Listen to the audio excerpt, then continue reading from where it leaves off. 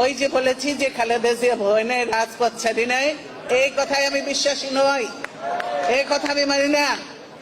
রাজপথে আমি কেন অনেককেই বলবো, আমার নেতাদেরও বলবো যে রাজপথে তখন থাকার কথা থাকে নাই, রাজপথ ছাড়ি নাই বলে ভুল হবে,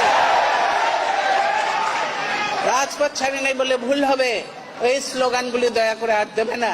ভালো স্লোগান শেখো, ভালো স্লোগান দাও, তাহলে কাজে দেবে, বুঝেছো? আমি তোমাদের সঙ্গে ছিলাম, এরশাদ বিরোধী আন্দোলন করেছি, এই বিএনপিকে 3 বার ক্ষমতায় এনেছি।